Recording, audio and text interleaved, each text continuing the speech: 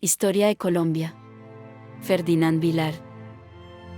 Capítulo 2. La llegada de los conquistadores y la fundación de las primeras ciudades. Bienvenidos al canal Audiolibro de Historia. Aquí nos dedicamos a explorar, en cada entrega, acontecimientos y personajes que han marcado el devenir de la humanidad. Si en algún momento discrepas de la versión que te presentamos, te invitamos a compartir tu perspectiva con respeto. Nos comprometemos a investigar y, más adelante, preparar un video donde integremos también tu punto de vista. Nuestro objetivo es construir una amplia base audiodocumental sobre la historia mundial. Apenas comenzamos, así que suscríbete y activa la campanita para no perderte ninguna de nuestras próximas exploraciones. Hoy continuamos con el audiolibro de Historia de Colombia en 10 capítulos, adentrándonos en un momento crucial que cambiaría para siempre el rostro de estas tierras, la llegada de los conquistadores y la fundación de las primeras ciudades. Si en el capítulo anterior tuvimos la oportunidad de contemplar la riqueza cultural y la diversidad de los pueblos originarios, hoy presenciamos la irrupción de una fuerza extranjera que, en pocas décadas, transformaría el orden político, social y económico de la región, abriendo un capítulo marcado por la violencia, la codicia, la ambición religiosa y el anhelo de gloria. Imagina, por un momento, que observas desde la orilla del mar Caribe las carabelas acercándose tímidamente, con sus velas infladas por el viento y sus marineros asomados a la borda, ansiosos por desembarcar en un mundo desconocido. Estos hombres traen consigo no solo armas de acero y caballos, sino también mapas inciertos, relatos fantásticos de tesoros legendarios y la convicción de que su propósito, en la práctica, es encontrar riquezas y expandir la influencia de la corona española. Pero también llevan en su equipaje ideas, costumbres, una fe religiosa que pronto pretendieron imponer y un profundo desprecio por aquellas culturas que se negaran a someterse. Este choque cultural, abrupto y conflictivo, daría lugar a las primeras etapas de lo que luego se llamaría la colonización española en América. Nuestra historia de la conquista del territorio que hoy conocemos como Colombia se remonta, a grandes rasgos, a la primera mitad del siglo XVI. Es un relato que mezcla ambición y tragedia, encuentros y desencuentros, alianzas fugaces y traiciones, donde varios personajes sobresalen, entre ellos Gonzalo Jiménez de Quesada, Sebastián de Belalcázar y Nicolaus Federmann. Los tres exploraron distintas rutas de acceso al interior del país, atravesando cordilleras y selvas, siempre en pos de riquezas, prestigio o títulos nobiliarios que la corona les prometía si cumplían con sus cometidos.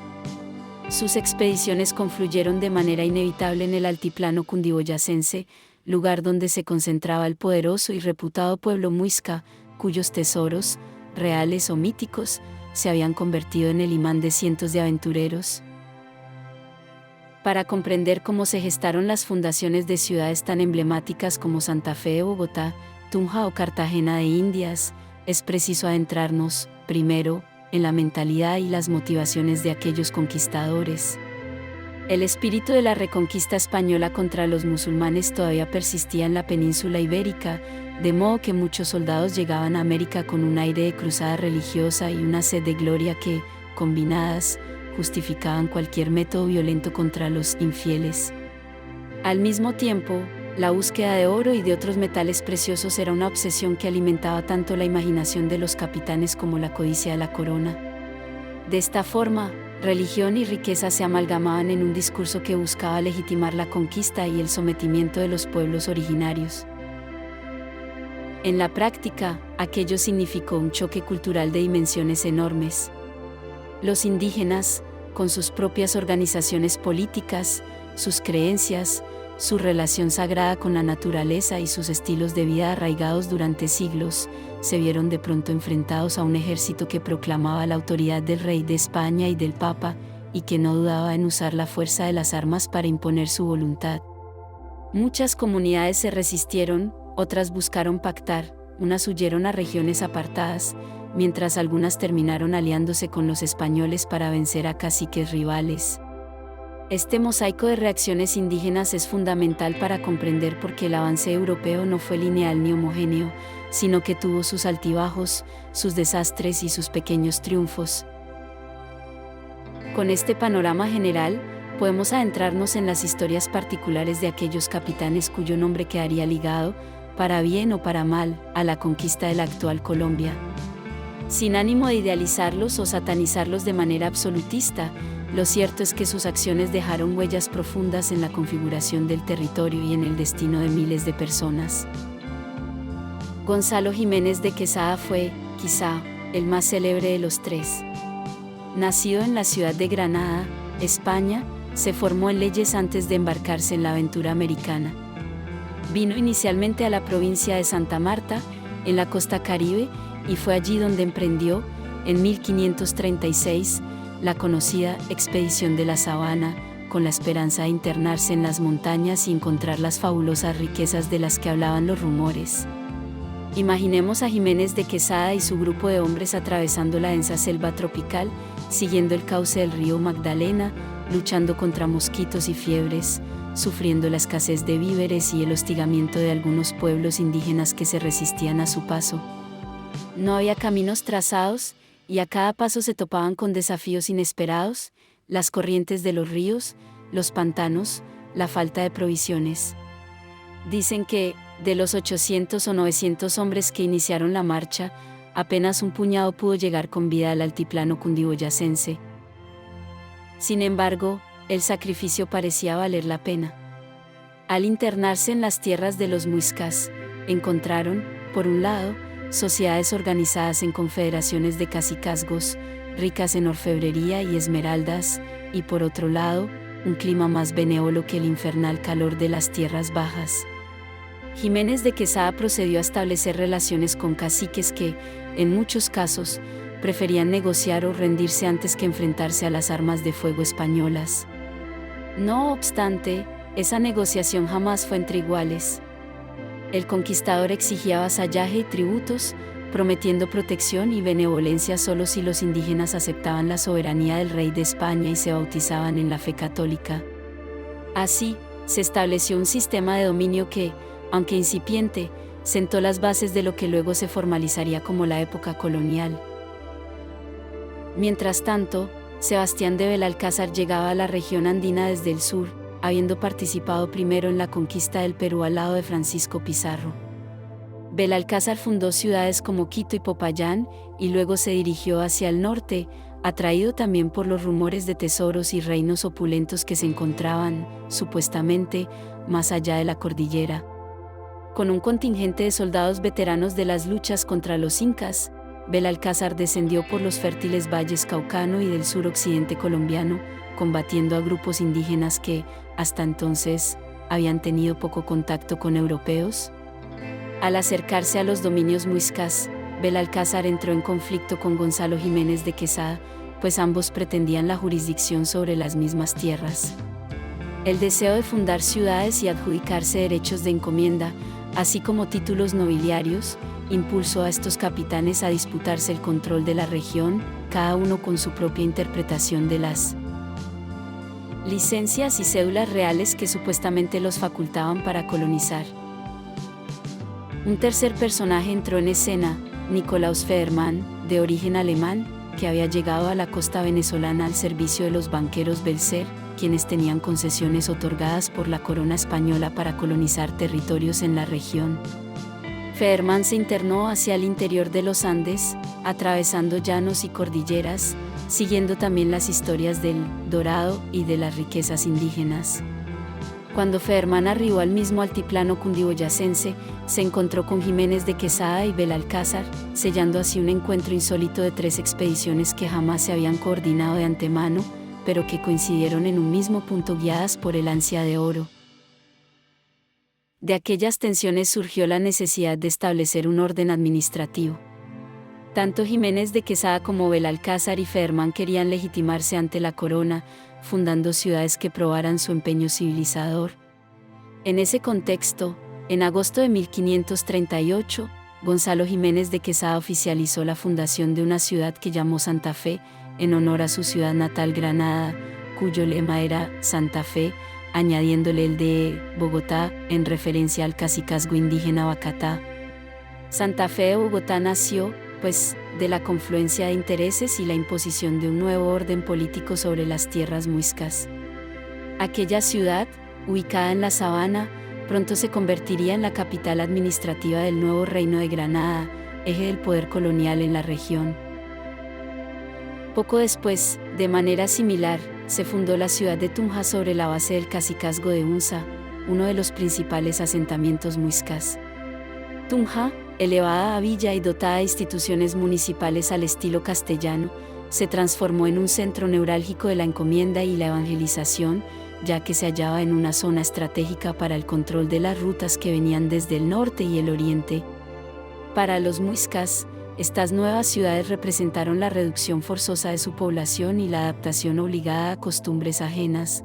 Los conquistadores introducían iglesias, sistemas de cabildos, alcaldes y regidores, mientras el tributo indígena nutría las arcas de los encomenderos. En la costa caribeña, el surgimiento de Cartagena de Indias data de 1533, cuando el conquistador Pedro de Heredia, que no era el mismo frente de Jiménez de Quesada ni Belalcázar, decidió fundar un puerto estratégico que pronto se convertiría en uno de los enclaves más importantes del comercio colonial y, eventualmente, en bastión militar contra piratas y corsarios. Cartagena, a orillas de la bahía que lleva su nombre, se fue consolidando gracias a su conexión marítima con Europa y la llegada de esclavizados africanos, quienes serían mano de obra esencial para el auge de la construcción y el comercio. La riqueza de las perlas y otros recursos marinos impulsó a Heredia a mantener un férreo control sobre el litoral, sofocando con dureza a los pueblos indígenas que resistían la ocupación. Así, mientras en el interior el dominio español se ejercía a través de ciudades como Santa Fe, Bogotá y Tunja, en la costa destacaban poblaciones como Cartagena y Santa Marta. Esta última, fundada en 1525 por Rodrigo de Bastidas, se había convertido en la puerta de entrada de muchos conquistadores y aventureros. Sin embargo, la carencia de grandes riquezas y los ataques constantes de indígenas y piratas hicieron que Santa Marta no floreciera con la misma fuerza que Cartagena. Aún así, sirvió como plataforma para las campañas de conquista hacia el interior de la actual Colombia. Los métodos de conquista y colonización se basaron, en gran medida, en la institución de la encomienda, por la cual los conquistadores o colonos recibían un grupo de indígenas para su trabajo y evangelización, quedando obligados a protegerlos y enseñarles la doctrina cristiana. En la práctica, esta figura derivó en un sistema de explotación, pues los indígenas se vieron obligados a pagar tributos en trabajo y bienes a cambio de una protección que, con frecuencia, no era más que una formalidad. El sometimiento de los pueblos originarios implicó la alteración brutal de sus formas de vida, el despojo de sus tierras y la pérdida de su autonomía. Además, las epidemias traídas por los europeos, viruela, sarampión, gripe, diezmaron la población indígena de manera trágica, generando un vacío demográfico que, con el tiempo, fomentó la importación de personas esclavizadas desde África. El choque cultural no se limitó al ámbito político o económico, sino que involucró también la imposición de la religión católica. Frailes dominicos, franciscanos y agustinos acompañaron a los conquistadores en sus campañas, dedicándose a evangelizar a las poblaciones locales, destruyendo templos y objetos de culto nativo, y erigiendo capillas e iglesias en los nuevos asentamientos.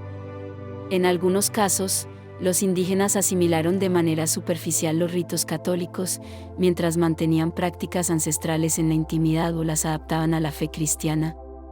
Sin embargo, la persecución a la idolatría fue severa, y no pocos caciques y sacerdotes indígenas sufrieron castigos o incluso la muerte por resistirse a renunciar a sus creencias. En medio de aquel panorama convulso, la fundación de ciudades como Santa Fe de Bogotá, Tunja y Cartagena impulsó la conformación de núcleos urbanos donde la élite española ejercería su dominio. Las plazas principales, con sus iglesias y edificios gubernamentales, se convirtieron en el símbolo del poder castellano. Entretanto, las casas de bareque y paja que habitaban los indígenas y mestizos se extendían hacia las afueras, marcando una profunda desigualdad social. Era común que el cabildo, órgano de gobierno municipal, se reuniera en la plaza para dictar ordenanzas, repartir encomiendas o decidir acciones de guerra contra pueblos que se resistían. Poco a poco, la presencia española se consolidó, dejando a su paso una estela de conflictos y alianzas que transformaron definitivamente la configuración de la región. Curiosamente, muchos indígenas aceptaron, o simularon aceptar, las nuevas formas de poder para garantizar su supervivencia, y en algunos casos se convirtieron en intérpretes o en intermediarios entre los conquistadores y las comunidades nativas. Otros fueron más allá y se involucraron en las guerras entre españoles, tomando partido por un u otro bando, según sus intereses o alianzas previas. Se dieron casos en que los conquistadores aprovecharon enemistades indígenas antiguas para reclutar guerreros locales que apoyaran sus campañas de sometimiento contra caciques rivales. Este juego de pactos y traiciones tuvo lugar en toda la América española, y la actual Colombia no fue la excepción. Al realizar un balance de esta época, uno se da cuenta de que la llegada de los conquistadores significó una profunda ruptura con el pasado prehispánico, pero también dio origen a una nueva realidad en la que se mezclaban, a menudo de forma violenta, tradiciones indígenas, costumbres ibéricas, instituciones legales y eclesiásticas, y la llegada, cada vez más frecuente, de pueblos africanos esclavizados. La sociedad resultante, moldeada en los núcleos urbanos en crecimiento y en las antiguas tierras cacicales, estaría asignada por la desigualdad, la estratificación social y la cultura del mestizaje que caracterizó buena parte de la historia colonial. Para aquellas personas que transitan hoy las calles de Bogotá o recorren las murallas de Cartagena, tal vez resulte difícil imaginar el momento exacto en que el primer español pisó esas tierras con sus botas empolvadas, portando un estandarte con el escudo del rey y proclamando en voz alta su derecho a la conquista. Pero si uno se detiene en las plazas mayores o contempla los nombres de ciertas calles, puede rastrear la huella dejada por estos acontecimientos. La piedra de las iglesias y catedrales, las estructuras coloniales, incluso las tradiciones religiosas, siguen siendo testigos silentes de un periodo que, a pesar de las sombras y la violencia, terminó configurando el desarrollo político y cultural de la región. De cara al futuro, la corona española dividió el territorio en gobernaciones y provincias que, con el tiempo, se unificarían en el nuevo Reino de Granada, integrado posteriormente al Virreinato del Perú hasta que se erigió el Virreinato de la Nueva Granada de manera independiente. Pero esa es otra historia, un eslabón que iremos descubriendo en los próximos capítulos, donde veremos cómo la sociedad colonial se fue estructurando con sus castas, sus encomiendas, sus conflictos internos y, desde luego, con la presencia constante de la Iglesia en la vida cotidiana de los habitantes. A modo de resumen, este capítulo nos ha llevado a comprender las motivaciones de los conquistadores españoles y alemanes en el caso de Federmann, centradas en la búsqueda de riquezas, gloria y expansión religiosa. Conocer la historia de personajes clave como Gonzalo Jiménez de Quesada, Sebastián de Belalcázar y Nicolaus Federmann, cuyas expediciones confluyeron en el altiplano cundiboyacense, generando tensiones y fundaciones simultáneas de ciudades. Explicar cómo se fundaron Santa Fe de Bogotá y Tunja sobre los territorios muiscas, y cómo Cartagena de Indias surgió en la costa caribeña, erigiéndose en poco tiempo como uno de los puertos más importantes del Caribe. Ver la imposición de la religión católica y el establecimiento de la encomienda, sistema que marcó el inicio de la explotación y sometimiento de las poblaciones indígenas. Destacar la complejidad del choque cultural y la forma en que los pueblos originarios reaccionaron de múltiples maneras frente a la conquista, resistiendo, huyendo, pactando o participando en las disputas entre conquistadores. Comprender que, en el fondo, este proceso de conquista y colonización sentó las bases de una sociedad profundamente mestiza, con tensiones sociales que habrían de estallar y transformarse en distintas etapas a lo largo de los siglos. En el capítulo 3, exploraremos la siguiente fase, el periodo colonial, con todos sus matices, la creación del nuevo Reino de Granada, la organización social en castas, la economía basada en la minería de oro y las haciendas, y el rol clave que la Iglesia Católica jugó en la educación, la evangelización y la vida cotidiana de la población. Veremos cómo la ideología de la monarquía hispánica fue implantándose en el día a día de los habitantes, y cómo los criollos, mestizos, indígenas y esclavizados africanos convivían, a veces en conflicto, otras veces en sincretismo, en una sociedad que poco a poco adquiría un carácter propio. Gracias por acompañarme en este segundo capítulo, donde hemos revivido la etapa de la conquista y la fundación de las primeras ciudades en la actual Colombia. Si te ha gustado este relato, o si discrepas de alguno de sus detalles, te invito a suscribirte y dejar tus comentarios con respeto. Recuerda que nuestro objetivo es investigar y, a futuro, integrar distintas perspectivas en próximos videos, enriqueciendo así esta gran base audiodocumental que estamos construyendo. Te espero en el capítulo siguiente, donde seguiremos desentrañando las claves de la historia de Colombia durante la larga etapa colonial. Hasta pronto.